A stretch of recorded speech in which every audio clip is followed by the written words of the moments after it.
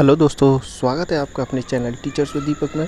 तो दोस्तों, हमने जो रीड की साइकोलॉजी शुरू की है उसका आज हम 4th पार्ट लेकर आए हैं, जिसमें पहला पॉइंट है विकास की परिभाषाएं, यानी कि विकास की परिभाषाओं की जानकारी लेंगे। जिसमें पहला है गैसियल के अनुसार विकास एक तरह का परिवर्तन है क्योंकि इसी में उच्चतर व श्रेष्ठतर योग्यताओं का विकास होता है।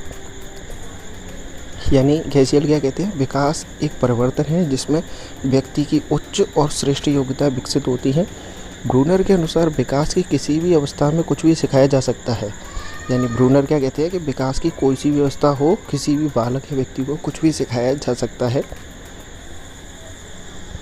इसके बाद है बर्ग के अनुसार, बर्ग कहते हैं बाल विकास मनोविज्ञान की वह शाखा है जिसके अंतर्गत जन्म पूर्व अर्थात गर्भावस्था से किशोरावस्था अथवा परिपक्वावस्था तक होने वाले विकास का अध्ययन किया जाता है। अर्थात बाल विकास मनोविज्ञान की वो शाखा है जिसमें हम किसी भी बालक या व्यक्ति के गर्भ से लेकर के और प्रौढ़ावस्था तक या परिपक्वावस्था तक होने वाले विकास का अध्ययन करते हैं, उसे समझने की कोशिश करते हैं।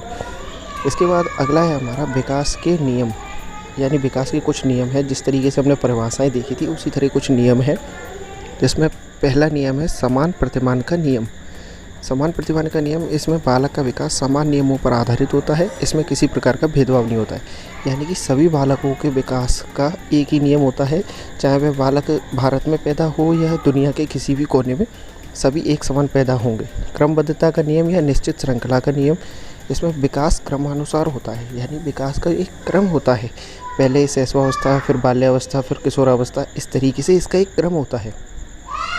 इसके बाद आता है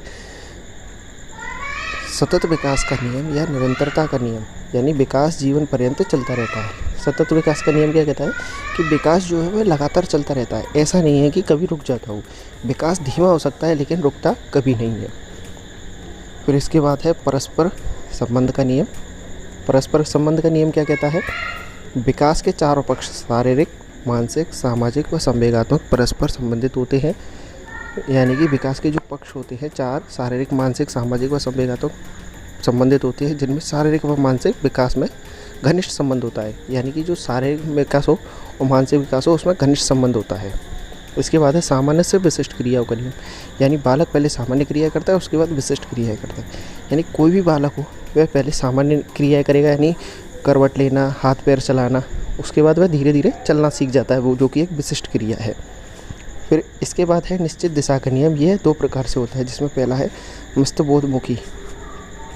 मस्तबोधमुखी क्या कहता है, विकास हमेशा सिर से पैर की होता है अर्थात ऊपर से नीचे की ओर होता है। यानी सबसे पहले बालक के सिर का विकास होगा, फिर धड़ का, फिर हाथ का, फिर पैर का। यह मस्तबोधमुखी नियम कहलाता है। इसके बाद है निकट दूर का नियम। यह नियम क्या कहता है, विकास हमेशा केंद्र से सिरों की ओर अर्थात अंदर से बाहर की ओर होता है। जैसे कि पहले विकास जो है, पहले जो आंतरिक अंग होंगे उनका पहले होगा, फिर बाहरी अंग जो होते हैं उनका बाद में होता है। जैसे पहले रीढ़ की हड्डी, उसके बाद बाहरी अंगों का विकास होता है। यानी सबसे पहले बालक की रीढ़ की हड्डी का विकास होगा, उसके बाद उसके अन्य अंगों का, यानी बाहर की ओर जो अंग होंगे उनका। के बाद है व्यक्तिगत भिन्नता का नियम, यानी जन्म से ही कोई बालक प्रतिभाशाली, कोई सामान्य तथा कोई मंदबुद्धि होता है। आपने देखा होगा कि हर बालक की अपनी एक भिन्नता होती है। कोई प्रतिभाशाली यानी कोई बहुत तेज़ होता है, कोई सामान्य होता है, कोई मंदबुद्धि होता है। तो ये बालक की अपनी अपनी भिन्नताएं भी होती हैं। फिर अगला है विकास की गति में भिन्नता का नियम। तो ये क्या कहता है, प्रतिभाशाली का बालक का विकास तीव्र गति से, सामान्य बालक का विकास सामान्य गति से और मंदबुद्धि बालक का विकास मंद गति से होता है। यानी कि विकास की गति में भिन्नता कैसे हो जाती है कि जो प्रतिभाशाली बालक होता है वो तेज़ी से चीज़ों को सीखता है, तेज़ी से कार्य करने लगता है, और सामान्य बुद्धि बालक सामान्य गति से और मंदबुद्धि वाला बहुत ही धीमी गति से सीखता है और धीमी गति से ही करता है। अगला है अंत्यक्रिया का नियम। अंत्यक्रिया का देखकर, सुनकर व अनुकरण से सीखना। यानी ये नियम क्या कहता है, पहले बालक देखता है अपने आसपास के वातावरण को, फिर ध्यान से सुनने की कोशिश करता है और उनका अनुकरण करके वह सीखता है। बोलना भी बालक इसी प्रकार सीखता है।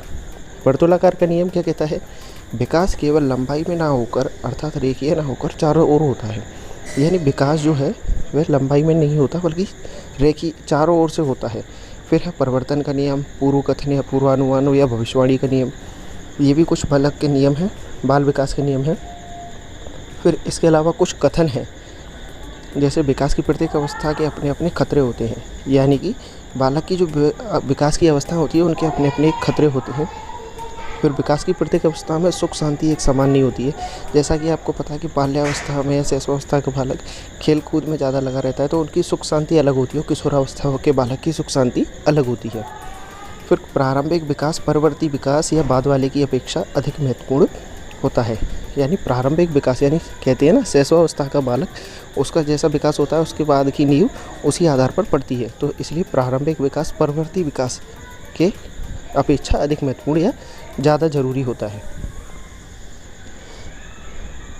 इसके बाद है वंशानुक्रम व वातावरण के गुणनफल का नियम, यानी व्यक्ति का विकास वंशानुक्रम व वातावरण का प्रतिफल है। इसे वुडवर्थ नामक वैज्ञानिक ने दिया था। उन्होंने बताया था कि व्यक्ति का जो विकास होता है वो वंशानुक्रम और वातावरण दोनों के गुणनफल के रूप में होता है। ऐसा नहीं है कि वातावरण पहले आता हो या वंशानुक्रम पहले आता हो। दोस्तों, अगर वीडियो अच्छी लगी हो तो लाइक ज़रूर करें, सब्सक्राइब करें और बेल आइकन दबाना ना भूलें। धन्यवाद।